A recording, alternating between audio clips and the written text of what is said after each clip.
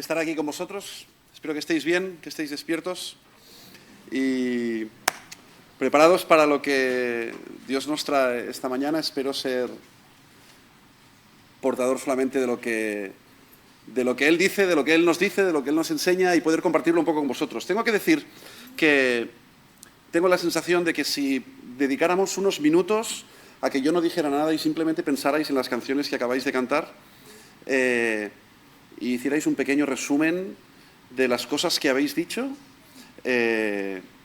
llegaríamos a la misma conclusión, porque mucho de lo que traigo para compartir con vosotros lo acabamos de cantar todos juntos, la cual cosa me da confianza y me da paz en el sentido de que creo que Dios tiene cosas que decirnos en esa dirección. Así que espero que esto sea así.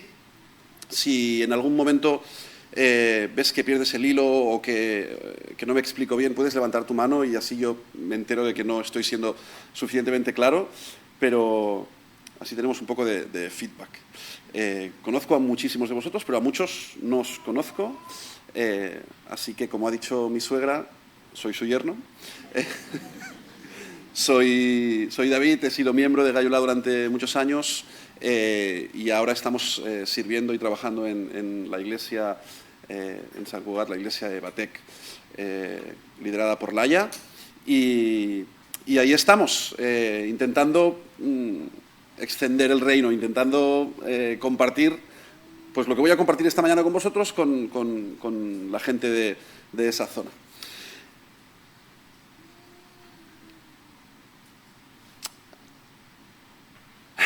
Hace muy poquito tiempo acabamos de pasar la Semana Santa, hace un mes apenas, y durante esos días pensaba en esto que os traigo esta mañana, acerca de los últimos momentos en la vida de Jesús. Esta mañana, antes de venir para acá, he ido a un partido de fútbol de mi hijo mediano, de Marc. Él está jugando a fútbol, este es su primer año, y hoy hemos ido al partido, y lo que hacemos siempre que tengo la ocasión de acompañarlo, pues cuando vamos en el coche hacia el partido, pues le doy mi opinión acerca del juego, acerca de cómo animarlo, pienso en cómo motivarlo para que dé lo mejor de sí mismo. Tiene 8 años, no sé si muchos lo conocéis, pero además no es muy alto, entonces él es un poco tímido y yo intento siempre, vamos, hay que darlo todo, ¿no? Hay que poner mucha energía. Y luego cuando llega al campo, antes de salir a calentar, el entrenador hace un poquito lo mismo desde su punto de vista. O sea, él explica al equipo el tipo de partido que se va a enfrentar. Estos son estos típicos consejos. Yo creo que hay una persona en el mundo del fútbol especialmente famosa por este tipo de discursos, que es Pep Guardiola. Este tipo es un maestro de escoger palabras adecuadas para dar ánimos a sus jugadores justo antes de salir al campo. Y digo esto porque Jesús estuvo muchos años viviendo aquí en la tierra.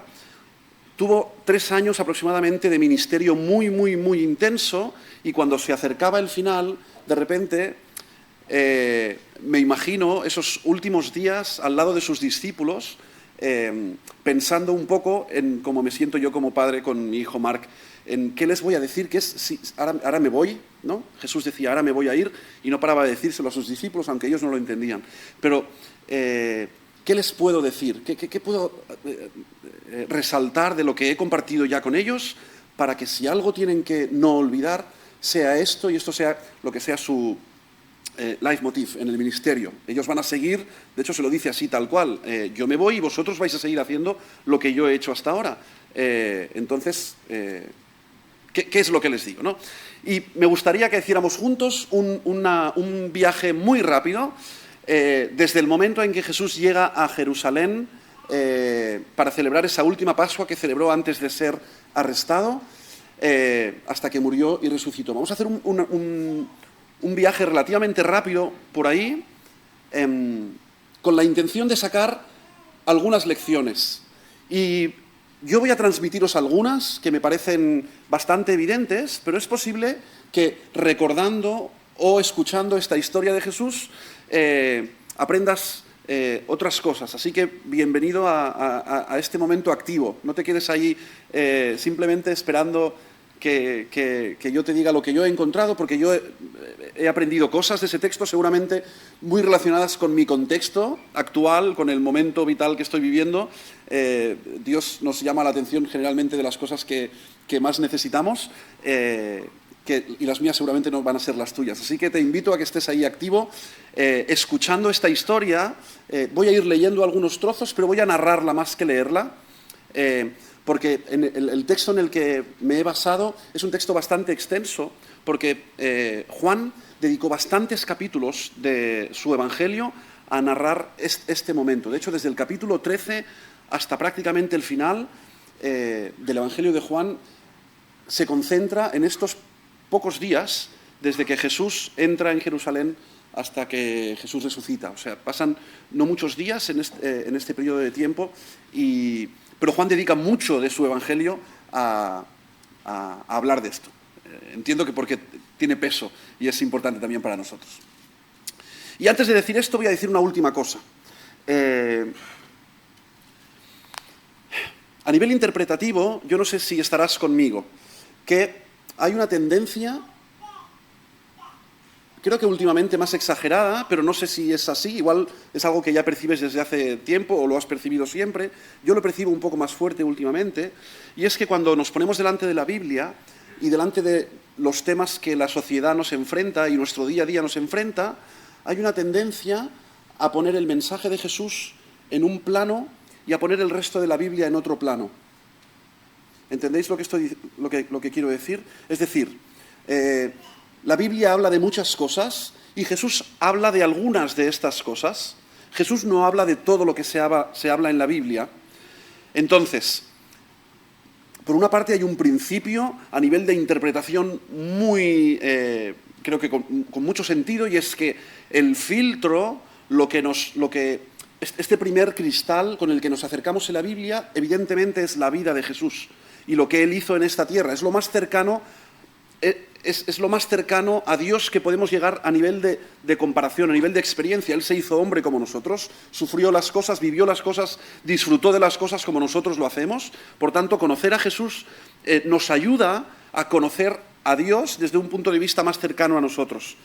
Y Él, evidentemente, por la obra que hizo, es como este primer cristal, ¿no? Todo lo que interpreto de la Biblia lo paso por este filtro generalmente. Pero esto tiene un peligro, y es el hecho de llevarlo al extremo de que solamente las palabras de Jesús tienen valor para nuestra actualidad y todo el resto es contextual, relativo al contexto social. ¿Entendéis lo que estoy diciendo? Esto yo no lo comparto para nada, no estoy para nada de acuerdo en poner a un lado las palabras que no son de Jesús en la Biblia. Dios no se equivoca. Dios es sabio y por alguna razón ha querido escribir y dar las instrucciones que ha dado en toda la Biblia, no solamente a través de Jesús.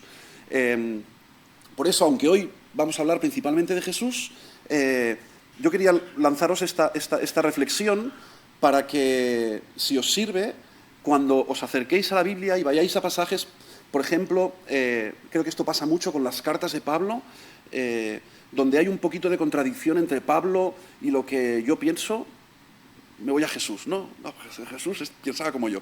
Pues no lo sé, porque tampoco lo dijo. O sea, yo intuyo algunas cosas, pero a veces queremos poner palabras en boca de algunos de los que escribieron que no son realmente lo que dijeron. Bueno, no voy a enrollarme más en este sentido. Espero que se haya entendido lo que he dicho.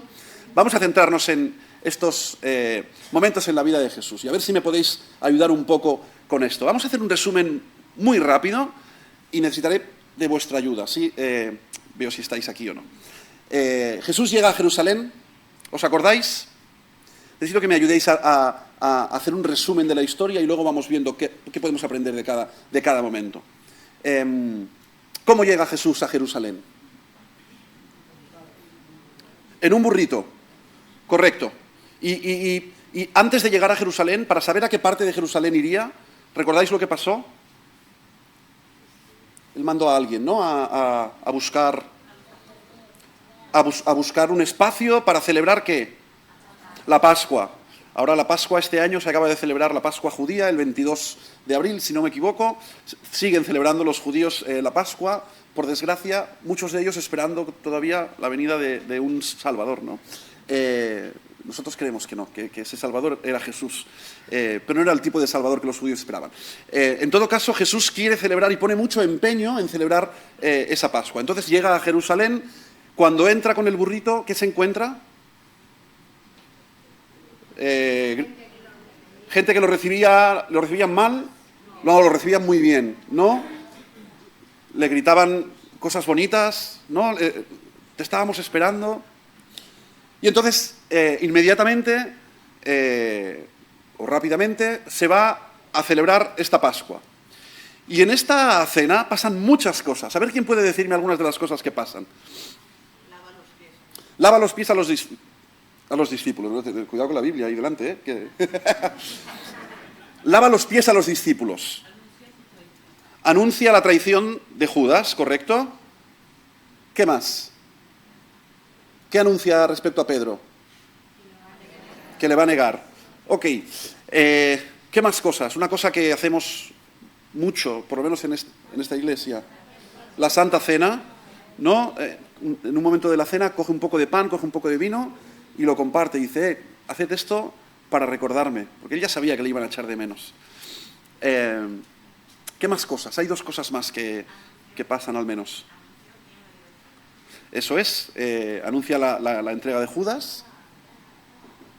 Y que son ya sus amigos. Hay un sermón. Parte de lo que dice habla de quiénes son sus amigos, de qué quiere decir ser sus amigos, pero les dice muchas cosas. Y os haré un resumen muy rápido, porque es difícil recordarlo todo. Pero me parece muy interesante, porque me parece ese discurso, ¿no? de antes de Pep Guardiola, de antes del partido. Que me voy, pero esto es lo que realmente... esto es lo que no podéis olvidar. Todo es importante, pero esto no lo podéis olvidar. Y después de todo, hace una cosa más.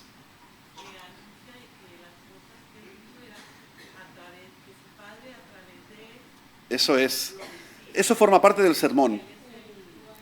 Correcto, él dice, yo os he hecho algunas cosas, os he enseñado algunas cosas, pero lo que yo he dicho y lo que he hecho ha sido el Padre a través de mí. Eso es cuando le preguntan, oye, muéstranos al Padre. Y dice, ahora me preguntáis esto, pero si yo soy el enviado del Padre, si me habéis visto a mí, habéis visto al Padre, ¿no? Aparte del sermón, al final de todo, Jesús ora. Ora por sí mismo, ora por sus discípulos que estaban allí y luego por todos los creyentes. Eso es. Y después de eso, sale de la cena, no sabemos, esa cena debió durar un buen rato. Sería como las cenas de aquí de España, que nos gusta que se alarguen. Y después de la cena, ¿qué es lo siguiente que sabemos de Jesús? Se va al huerto de Getsemaní. Un momento para mí muy emocionante, que arroja mucha luz acerca de quién era Jesús y de cómo era Jesús. Luego lo veremos. Y cuando vuelve del huerto, cuando vuelve de Getsemaní, de haber orado y haber hecho esa oración tan famosa que luego recordaremos, ¿qué se encuentra? Que venían a por él. Y primero se encuentra a sus colegas que había dejado ahí, les dijo, oye, que yo me voy a orar un poquito más allí, pero quedaros aquí orando, y porque lo que me viene ahora es un momento duro. Venga, orad por mí. Y se va un rato y a la vuelta se los encuentra durmiendo, ¿no? Eso no habla muy bien de las fuerzas de esos discípulos, pero en todo caso, bueno, tras despertarlos, bajan juntos de Getsemaní y lo que se encuentran es que vienen a por él, con Judas ahí a la cabeza, con todos conocemos ese beso de traición tan ruin y tan miserable que dio a conocer a Jesús. Y entonces yo creo que ya lo que viene ya es mucho más conocido. Jesús primero es entregado, hay un primer intento de juzgarlo rápidamente por los propios miembros del Sanedrín y del pueblo judío, viendo que ellos no tenían herramientas para poder hacer lo que querían hacer con Jesús, lo llevan ante el gobernador. Al final el gobernador medio se lava las manos y dice, yo no tengo argumentos para tal, pero si vosotros decís que, pues venga, a este o a este, ¿no? Y finalmente, después de haber castigado, de haber... ¿cuál es la palabra? Torturado. torturado. A Jesús físicamente, mentalmente y emocionalmente lo llevan a la cruz para que muera. Pero gloria a Dios que eso no termina ahí, sino que 3 días más tarde Jesús resucita. Y por eso estamos nosotros aquí, en realidad. ¿Sí? ¿Me habéis seguido hasta aquí? Ok, pues vamos a hacer un repaso rápido por cada uno de estos puntos, porque os quiero compartir un poco qué es lo que aprendo de Jesús en estos momentos y que me hace plantearme las cosas, cómo hacerlas, por qué hacerlas y de qué manera hacerlas, en base a lo que Jesús me enseña en este momento. En primer lugar, creo que Jesús, me gusta el título que en algunas Biblias pone para este texto, entrada triunfal de Jesús en Jerusalén.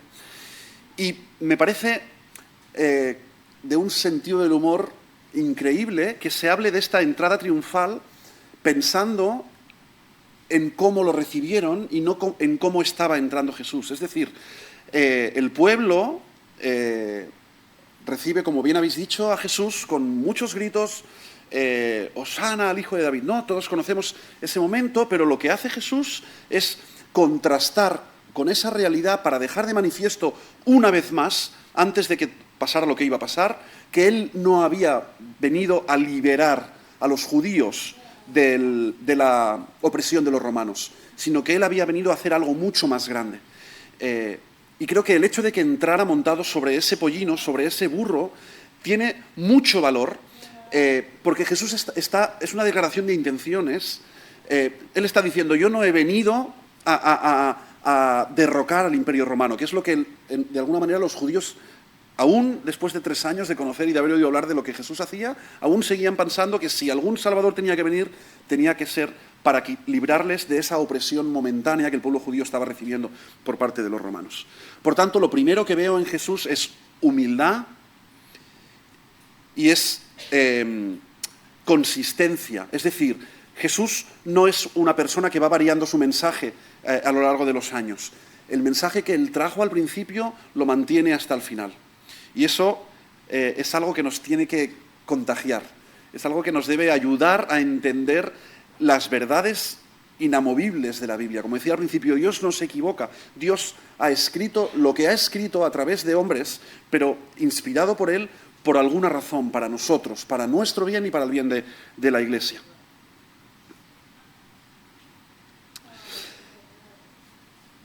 Después de esto, como acabamos de ver, van directamente a ese aposento alto y tiene lugar esa cena maravillosa. En primer lugar, como bien ha dicho Fina, lo primero que relata el texto de Juan es que Jesús se pone a los pies de sus discípulos para lavarles los pies.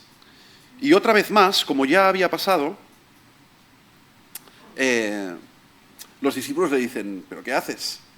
O sea, si alguien tiene que lavarte los pies, somos nosotros a ti, no tú a nosotros. Curiosamente, un segundo que la aplicación...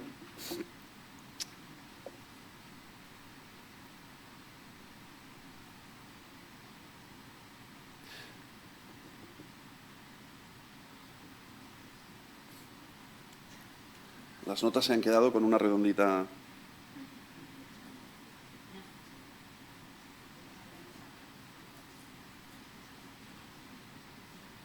Vamos a usar el backup.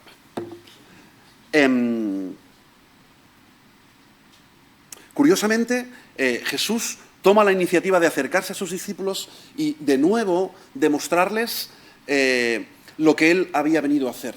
Y él ya les se lo había dicho en el pasado. Curiosamente, hay muchas lecciones que Jesús tiene que dar varias veces a sus discípulos, igual que pasa con la historia del pueblo de Israel en el Antiguo Testamento, que Dios tiene que ir recordando constantemente al pueblo muchas cosas acerca de él. Y creo que a nosotros nos pasa muchas veces lo mismo, que sabemos muchas cosas acerca de Dios. Yo creo que tenemos la mente llena de información, pero por alguna razón Dios sigue teniendo que recordarnos constantemente cosas acerca de él, cosas que él quiere de nosotros, que parece que no terminamos de aprender. Y él, por suerte, tiene mucha paciencia y nos las va recordando una vez tras otra. Yo no he venido a que me sirvan, yo he venido a servir. El ejemplo que Jesús deja a sus discípulos para lo que tienen que venir a partir de ahora, el primer ejemplo es esta imagen que ellos ya no van a olvidar nunca más. A Jesús de rodillas limpiando el polvo de sus pies. Y eso es una lección que debería trascender también para nosotros, porque lo que Dios encomendó a los discípulos tiene que ver con ese servicio. Y ahí está la primera pregunta de la mañana. ¿Dónde está mi vida de servicio? ¿Dónde está enfocado mi servicio? O igual necesito hacerme una pregunta antes. ¿Existe algo así como una vida de servicio en mí? ¿La gente me conoce como alguien que sirve a los demás? El legado de Jesús, el ejemplo de Jesús es ese, que yo no he venido a que me sirvan, sino que yo he venido a servir a los demás. Y eso es un ejemplo de humildad y de amor incomparable. Como digo, esa imagen los discípulos no se la van a quitar de la cabeza. La gente que estaba en el concierto de ayer va a recordar esa música, pues si le gustó mucho, pues a lo sumo un par de semanas. Porque tenemos muchos inputs y hay muchas cosas nuevas en la vida. Pero cuando tú decides acercarte a una persona y enseñarle de una forma práctica el amor de Jesús a través del servicio a esa persona, eso va a permanecer en su corazón y en su mente para el resto de su vida. Y eso Jesús lo sabía. Por eso trabajó de esa manera con sus discípulos, para que entendieran que lo que iba a trascender en la vida de las personas no iba a ser tanto sus palabras, no iban a ser sus enseñanzas, sino iba a ser lo que Jesús había hecho en ellos.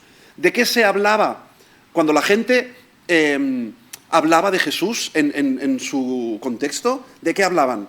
¿De lo que decía? ¿De lo que hacía? Porque hacía cosas que nadie más hacía. Por tanto, primera lección, ¿dónde está nuestra vida de servicio? ¿Qué aprendemos de Jesús lavando los pies de sus discípulos? ¿Qué aprendieron ellos? ¿Cómo lo estoy poniendo en práctica en mi día a día?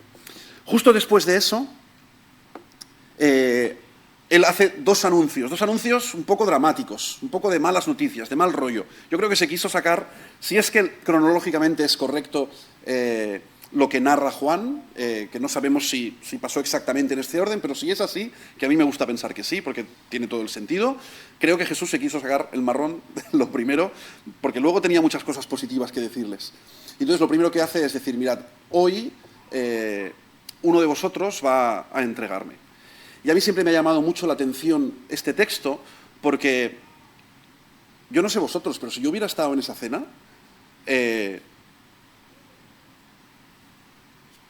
habría hecho que pasara algo, ¿no? O sea, no, me cuesta entender cómo fluye todo, ¿no? Porque Jesús dice, vale, uno de vosotros me va a entregar. Y no dice solamente eso, sino que dice, vale, ahora le voy a dar pan mojado en vinagre a alguien, y se lo da a Judas. Y Judas está ahí, y los otros lo están viendo. ¿Y qué es lo que pasa? ¿Qué es lo que no entendían para darse cuenta de la trascendencia de eso? Yo creo que Jesús hizo esto con tanto amor que lo que generó en los demás no fue repulsión o repudia hacia Judas, que iba a hacer lo que iba a hacer, y que acabó haciéndolo. O sea, porque uno podría decir, ostras, Jesús sabe lo que voy a hacer. Cabría pensar que dijera, pues igual se lo replantea, ¿no? No, Jesús fue al final, hasta el final, con lo que tenía planeado. Igual necesitaba mucho dinero, no lo sé. No sé qué es lo que pasaba por la cabeza de Judas. Pero igual tenía ansias de poder y le habían prometido algunas cosas, aparte del dinero, no lo sé. Pero tengo dos certezas. Una, por cómo sucede, creo que Jesús amó a Judas mientras le entregaba ese trozo de pan. Y creo que de alguna manera los discípulos que había allí lo percibieron también. Pero el amor de Jesús no invalida la justicia de su Padre. Y dice que en el momento en el que entregaba este pan mojado en vinagre, Satanás entró en Judas. De alguna manera, esto tenía que llevarse a cabo. Y yo veo en este acto un recuerdo de Jesús acerca del juicio, acerca de la santidad de Dios, acerca de lo que yo quisiera. Me imagino a Jesús pensando, lo que yo quisiera es que todos vosotros y todo el mundo, porque él ya lo había dicho, ya no solamente el pueblo judío, sino que todo el resto del mundo que crea en mí, que pase a través de mí y que venga a vivir en ese estado de eternidad después de la muerte. Eso es lo que yo quisiera, pero hay algo que es inamovible, que tiene que ver con esa justicia, con ese concepto de santidad de Dios y esa incapacidad de alguna manera de convivir con lo que no es santo o lo que no ha sido hecho santo. ¿Me explico? Yo no soy santo porque yo haya hecho cosas que merezcan que a mí alguien me vea santo, pero Jesús lo ha hecho por mí. Por tanto, su Padre ahora me ve santo, no porque yo lo sea como tal, sino porque la sangre de Jesús, Jesús haciendo todo lo que hizo, a mí me hace de esta manera, transforma mi identidad. Y todo esto está de alguna manera envuelto en este momento con Judas. Yo creo que hay tanta dolor y belleza a la vez en este momento.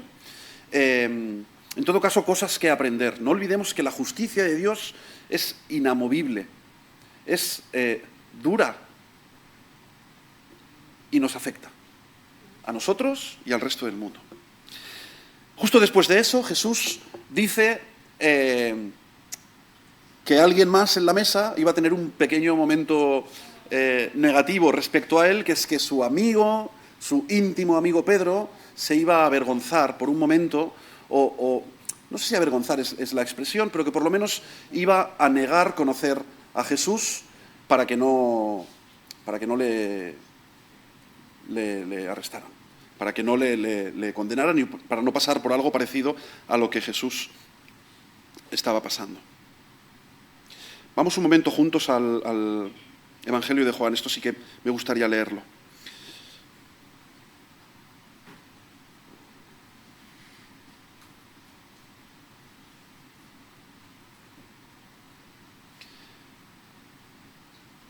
Vengo siempre con papel y hoy he dicho, vamos a ir con... Además tengo copia en el móvil y en el... Y no se abre la Biblia no quiere abrirse. Yo me he reído he hecho muchos comentarios. Sí, sisplau. No, de ninguna manera.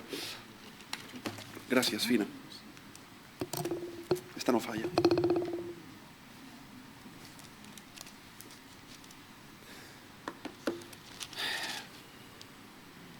Entonces, este es el contexto en el que Pedro tiene esta conversación con Jesús. Estoy en el versículo 31 del capítulo 13 de Juan. Entonces, cuando hubo salido, dijo Jesús, ahora es glorificado el Hijo del Hombre y Dios es glorificado en él. Si Dios es glorificado en él, Dios también le glorificará en sí mismo y enseguida le glorificará. Hijitos, aún estaré con vosotros un poco. Me buscaréis, pero como dije a los judíos, así os digo ahora a vosotros, a donde yo voy, vosotros no podéis ir. Un mandamiento nuevo os doy, que os améis unos a otros, y como yo os he amado, que también os améis unos a otros. Quédate con esto porque lo está anticipando justo ahora antes de hablar con Pedro, pero luego en su sermón va a volver exactamente a las mismas palabras. Y entonces, concretamente, le dice a Pedro, Pedro le dice, Señor, ¿a dónde vas? Y Jesús le respondió, a donde yo voy, no me puedes seguir ahora, mas me seguirás después. Y le dijo Pedro, Señor, ¿por qué no te puedo seguir ahora?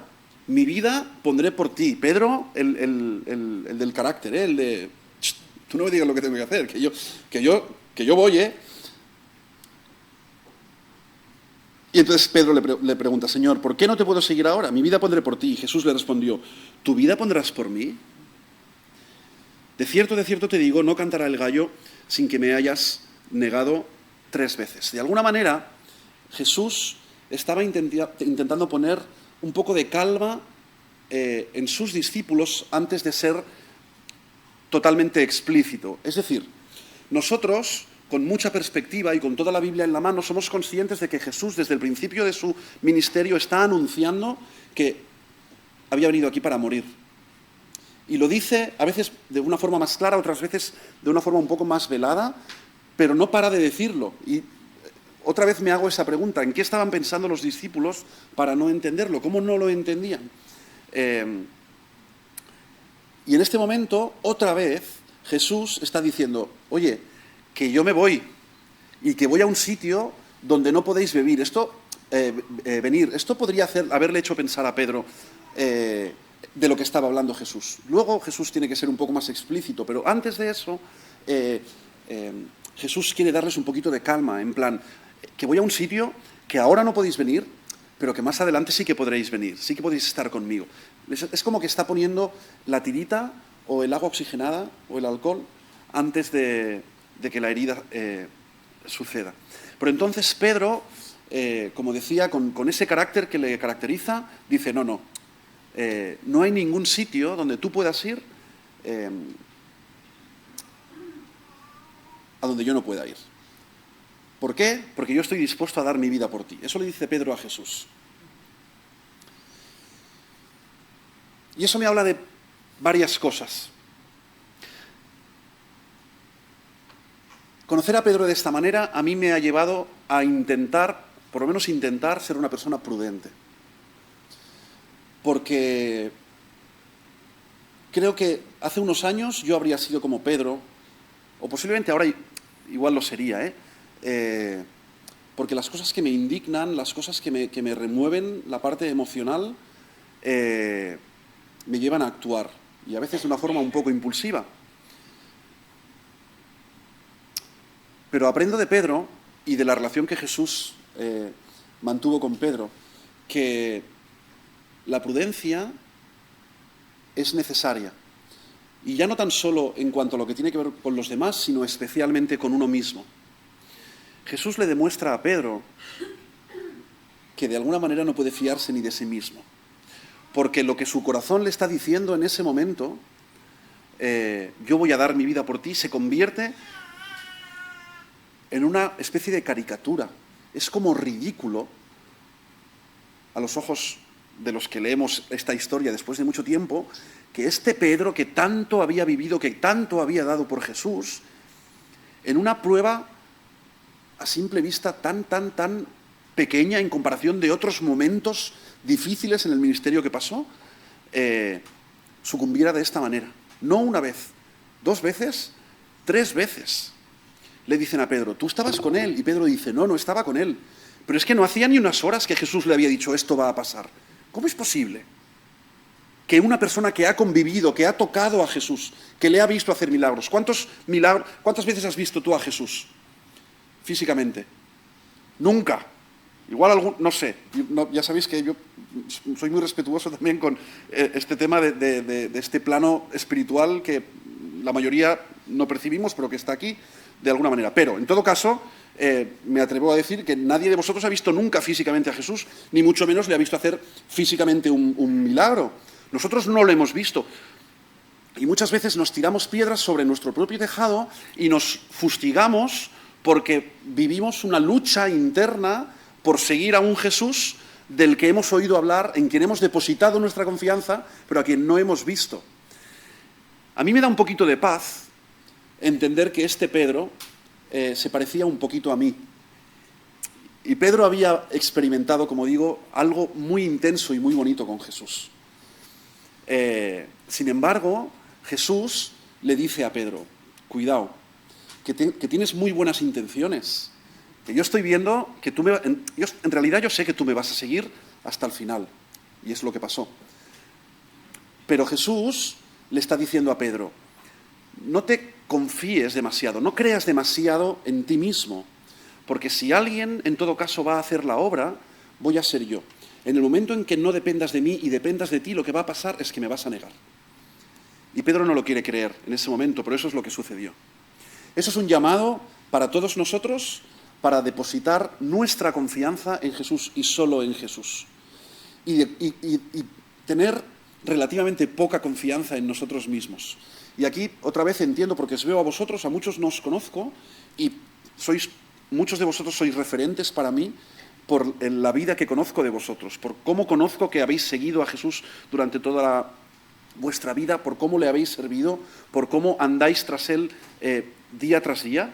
Pero aún en estas circunstancias lo que Jesús está diciendo, no empieces a confiar ahora en ti mismo, sigue confiando en mí porque yo soy el único que va a hacer la obra hasta el final. Y esto es, y confiar en uno mismo es peligroso en muchos sentidos, a la hora de actuar, evidentemente, pero a la hora de discutir, a la hora de argumentar, incluso a la hora de estudiar la Biblia, es tremendamente peligroso confiar más en uno mismo que en lo que Dios mismo nos dice y lo que Dios nos enseña. Así que, de nuevo, vemos un llamado de Jesús a confiar en Él mismo. Voy a ir muy rápido con el discurso y no voy a llegar hasta el final. Creo que me voy a quedar en Getsemaní. A ver si podéis seguir. ¿Estáis bien? ¿Estáis despiertos? ¿Me seguís? Ok, muy rápido. En el discurso pasan las siguientes cosas. A ver si podemos hacer una foto y a ver si al final de este discurso, que tiene 1, 2, 3, 4, 5, 6, 7, 8, 9, 10, 11, 12, 13, 14, 15, 14 puntos, 12 puntos, perdón, te has quedado por lo menos con una palabra. Por lo menos una palabra de lo que Jesús te está enseñando a ti hoy. Si es que tiene algo que enseñarte, si es que crees que tiene Jesús algo que enseñarte a ti hoy. A ver si hay por lo menos una palabra, algo que aprendes de lo que Jesús dijo en ese momento que es significativa para ti hoy, en este momento. Lo primero que pasa es que vuelve a consolar. No lo voy a leer. Esto es capítulo 14, 15, 16... Y en el 17, 14, 15 y 16 es este discurso en el Evangelio de Juan, y en el capítulo 17 es la oración. Juan no narra el episodio de Getsemaní, pero hay otros textos que lo narran. En el Evangelio de Juan salta directamente de esta cena al arresto de Jesús. Pero son estos 3 capítulos que resumimos de esta manera. En el primer momento, Jesús sigue ahondando en el consuelo a los discípulos. Vuelve a insistir en la idea de yo me voy a un sitio, pero este sitio al que me voy, no me voy porque ya me he cansado de estar aquí o porque ya he hecho todo lo que tenía que hacer aquí. Me voy porque ahora tengo algo que hacer allí. ¿Qué es lo que tenía que hacer? Preparar un lugar para nosotros. De una manera atemporal, porque creo que esta dimensión del tiempo a mí me explota la cabeza, pensando en esto, pero en el cielo, en el universo de Dios, el tiempo no existe como nosotros lo conocemos, y en todo este momento, en esta foto, lo que está haciendo Jesús es preparar un sitio increíble, un espacio increíble para nosotros, para que en este estado de eternidad vivamos con Él cuando dejemos esta tierra. Su deseo es, por encima de todas las cosas, que todos los que estamos aquí, que todo el mundo, pero que todos los que estáis aquí, que todos los que estamos aquí, vivamos de esta manera con Él en la eternidad. Entonces, lo primero que hace, antes de ser más explícito a la hora de decirles que se va a morir, que le van a matar, lo primero que hace es decirles, tranquilos, que esto no se acaba aquí, que en realidad esto empieza aquí. Justo después de eso, Jesús les dice que va camino al Padre, que va a reencontrarse con el Padre, que es quien le había enviado. Y en ese momento Felipe le dice, antes lo recordábamos, ¿no? Pues queremos ver al Padre, ¿no? Y Jesús les dice, ¿pero qué me dices? Pero si yo no me has visto a mí, llevas unos cuantos años conmigo y llevo diciéndote desde el principio que yo no estoy aquí porque yo haya decidido venir aquí. Estoy aquí porque el Padre me ha dicho, ves ahí, y yo le he obedecido. Por tanto, si tú me has visto a mí, todo lo que has visto de mí, todo lo que has visto de mí es lo que has visto del Padre. Estoy aquí para dar a conocer al Padre. Si quieres conocer al Padre, conóceme a mí. Vuelvo a lo que decía al principio, esto es básico a la hora de interpretar toda la Biblia. Necesitamos conocer a Jesús y conocer su mensaje para entender el contexto de todo lo demás. Toda la Biblia tiene sentido porque Jesús vino, porque Jesús habló, porque Jesús hizo milagros, porque obedeció y se dejó entregar y dejó que le clavaran en la cruz. Y porque dejó que su Padre le resucitara de entre los muertos con poder y que se lo llevara a preparar un lugar para nosotros. Todo el resto de la Biblia tiene sentido por esto, si no, estamos haciendo el tonto, persiguiendo ideas que a lo mejor hacen bien o a lo mejor no hacen bien. Hay mucha gente que cree en un mensaje del Evangelio porque Jesús enseñó cosas bonitas, cosas con las que todos coincidimos. Ayer lo decía Fina en el concierto, lo decía yo, no Fina. En este coro hay mucha gente, en el coro que actuamos ayer, hay mucha gente creyente, pero hay algunos que no son creyentes, son gente que no cree, pero que les gusta, disfrutan de la música gospel, y entonces mi posición, junto con los que lideramos el grupo, es que las cosas que suceden entre nosotros es una forma, o la forma más potente de llevar el Evangelio. El tiempo que yo paso con ellos cada semana en los ensayos y lo que puedo hablarles o lo que ellos conocen de mí es donde hay la fuerza. Tengo serias dudas acerca de la efectividad. Esto habla mi David racional, pensando en marketing. Tengo relativamente dudas de que el mensaje que yo pudiera dar ayer, que no fui nada explícito, las canciones sí que lo fueron, y la gente tenía las letras en catalán, pero tengo dudas de que eso sea realmente un método que Dios vaya a utilizar hoy en día. Lo que va a pasar es que la persona que te conoce va a conocer a Jesús a través de ti. De la misma manera que Jesús dice, si me conocéis a mí, conocéis al Padre, Jesús está lanzando a sus discípulos para que hagan este tipo de relaciones con otras personas y que de esta manera la gente conozca a Dios a través de vosotros. ¿Qué dice Jesús en otro momento? En esto conocerán que sois mis discípulos. ¿En qué? En que decís cosas muy buenas acerca de mí. No en que os amáis los unos a los otros, en que practicáis, en que, claro que decís cosas, claro que verbalizamos el mensaje, si no, también estamos ahí cojos. Pero ¿por qué nos va a conocer la gente? ¿Qué es lo que va a llamar la atención? Fíjate, Juani, ¿no? La gente siente que algo hay ahí, que hay algo ahí especial. Eso es lo que nosotros luego tenemos que aprovechar y estar ahí, evidentemente, para mostrar a Jesús.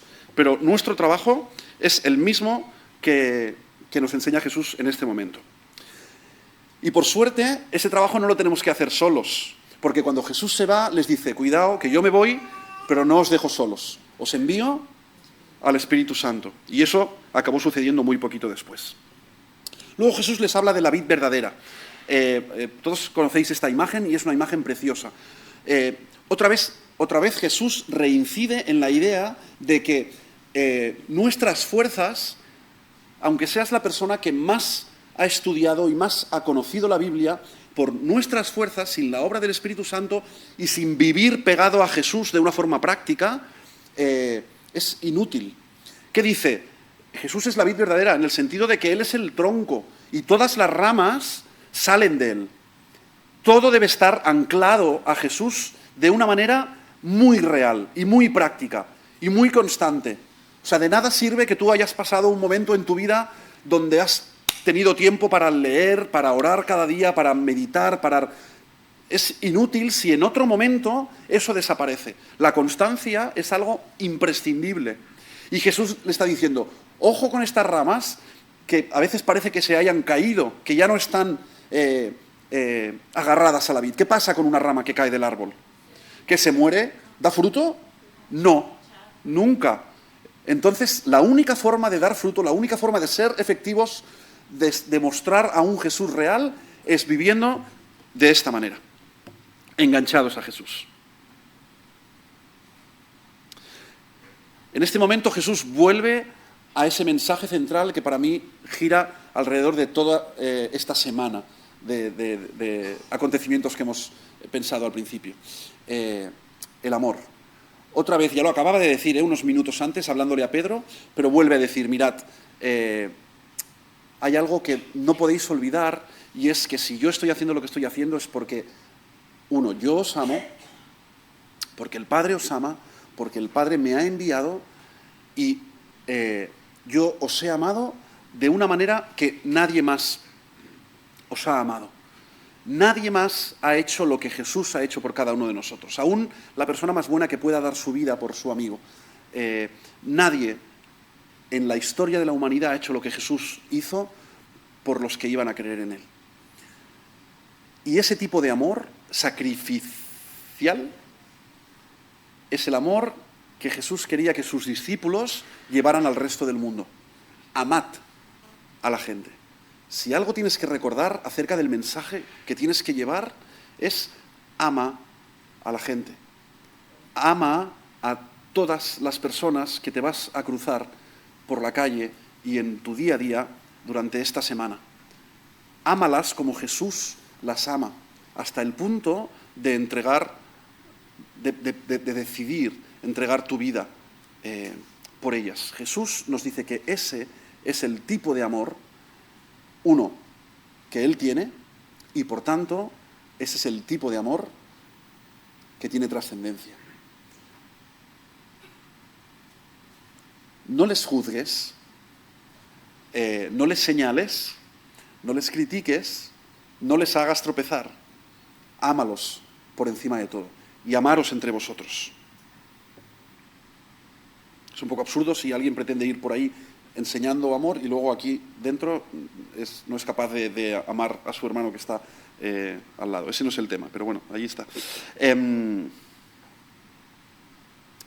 Llegamos al final. Jesús dice, después de explicarles acerca del amor, les dice, vale, y después de todo este tiempo nosotros hemos sido muy buenos amigos. Pero ahora lo que va a marcar la diferencia entre quien es mi amigo y quien no es mi amigo ya no es este tiempo que hemos pasado juntos, porque yo me voy. ¿Quiénes van a ser mis amigos a partir de ahora? Los que hacen lo que yo digo. Esto no es trasladable a otro tipo de relaciones de amistad entre nosotros, evidentemente. Supongo que todo el mundo es consciente que esto es una relación solamente en una dirección y enfocado en Jesús. Yo soy amigo de Jesús. Jesús me considera su amigo, no si yo digo que soy su amigo, sino si hago las cosas que Él dice que haga. Y luchamos por hacer las cosas que Él dice, aunque no siempre lo conseguimos. Pero creo que debemos de seguir luchando en ese sentido. Jesús, finalmente, antes de orar por ellos, les dice ya de forma clara y evidente, hasta aquí ha llegado mi ministerio, hoy mismo esto se acaba.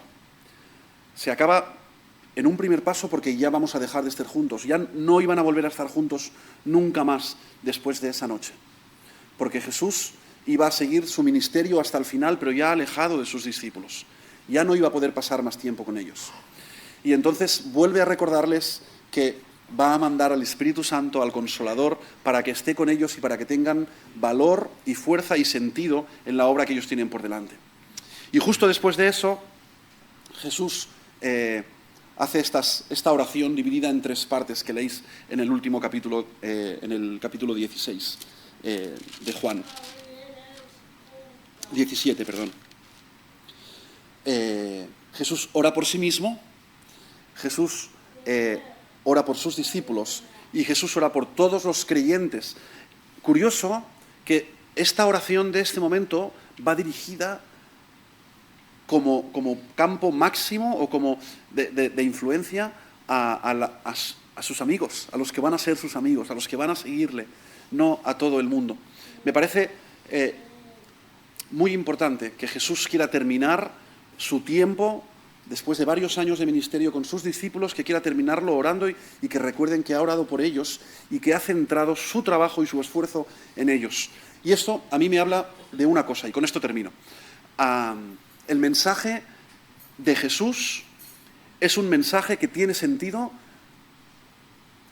para el que cree en Jesús. Es decir,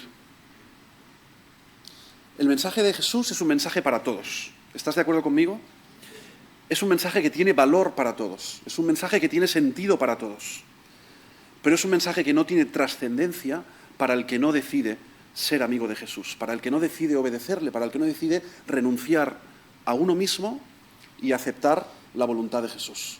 Para el que no decide renunciar y a uno mismo y aceptar que por sus fuerzas no es capaz de agradar lo más mínimo al Padre. Que mis actos lo que hacen cada día es separarme de Dios, pero que sin embargo lo que Jesús hizo fue acercarme al Padre. Y que de ninguna otra manera eso podría haber sucedido. No había otra opción. Y como que no había otra opción, lo que Jesús dice al final es: no hay otro camino. No hay otra opción. Y esto a mí me tensa hoy en día. Porque yo tengo ahí una lucha interna que ya os he expresado otras veces respecto a esto. Porque estoy rodeado de buenas personas. Yo no sé si es tu caso, pero tengo el regalo de vivir rodeado de gente maravillosa, de familias increíbles y que viven su vida muchas veces de una forma ejemplar, de una forma parecida a lo que yo entiendo que Jesús me pide. Y ahí hay una lucha interna, que yo no sé si tú tienes, acerca de ese criterio de Dios, ¿no? De decir, ¿qué pensarás, no? ¿Qué pensará Dios cuando vea a estas personas? ¿Cuál será el...?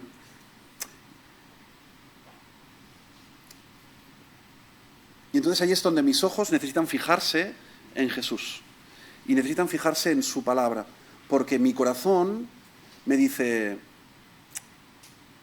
pues igual Dios es capaz de ver esa bondad, ¿no? Y de ver esa capacidad de... Y Jesús, cuando se iba, lo último que les dice a sus discípulos en este discurso es eso: no hay otro camino. No existe tal camino como el camino de hacer las cosas bien. Porque nadie es capaz de hacer las cosas bien. Hay gente que hace las cosas mejor y gente que hace las cosas peor, sin ninguna duda. Pero no existe la posibilidad de hacer las cosas bien delante de Dios. Y eso nos sitúa, de nuevo, a todos exactamente al mismo nivel.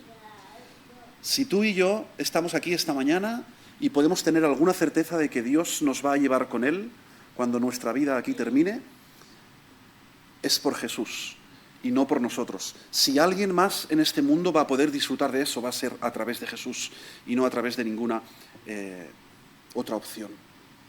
Por tanto, en primer lugar, escucha este mensaje y que te ayude a visualizar esta unidad en el cuerpo, este amor necesario en el cuerpo desde el punto de vista que todos, desde el que lleva más tiempo siguiendo a Jesús hasta el que lleva menos tiempo, estamos exactamente en el mismo punto a los ojos de Jesús, porque todos somos pecadores que hemos sido perdonados, no porque nosotros lo hayamos merecido, sino porque Dios así lo ha querido y porque Jesús hizo lo que su Padre le dijo.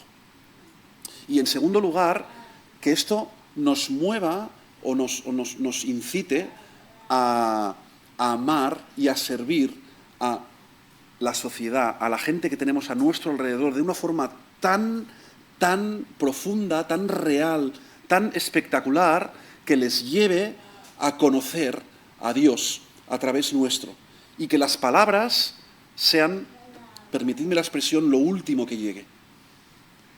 Que conozcan el amor de Dios a través del ejemplo que nosotros seguimos de Jesús, no a través de lo que nosotros explicamos de Jesús. Y en todo caso, encuentra la ocasión para hablarle del amor de Jesús. Porque el ejemplo sin palabras tampoco lleva a ningún sitio desde el punto de vista de lo que entendemos como la predicación del Evangelio. Pero vivir una vida de seguidores de Jesús sin sentir esta necesidad de llevar este amor a todo el mundo es no acabar de entender lo que Jesús vino a hacer. Por tanto, si no has conectado con ningún otro momento en este rato que hemos estado juntos, me gustaría que conectaras y que te fueras con esta idea. El llamado de Jesús, su último mensaje, su último tiempo con sus discípulos, con aquellos que tanto tiempo había pasado, fue: yo me voy y os he enseñado muchas cosas, pero lo que yo he hecho tiene un sentido para que vosotros lo continuéis haciendo. Y ese legado continúa aún para nosotros. Y el llamado a servicio, el llamado que Dios te hizo un día, no fue a que vinieras aquí los domingos. Fue a que vivieras una vida de servicio a Dios y a los demás. Porque de esa manera ellos iban a conocer el amor real, el amor práctico de Jesús, el que Él ha tenido por ti, el que Él tiene por los demás y el que tú tienes por los demás también. Así que oramos y damos gracias a Dios por ese mensaje y yo le pido de nuevo ahora que Él nos ayude a focalizarnos, a dar sentido a nuestra vida, a dar sentido a nuestro ministerio, a ser conscientes de la responsabilidad que tenemos como hijos suyos y a que nos dé las fuerzas y el valor para llevarlo a cabo con autenticidad, con sentido, con alegría, con pasión y con todas esas cosas que aprendemos también de Jesús en su paso por la tierra. Que Dios os bendiga.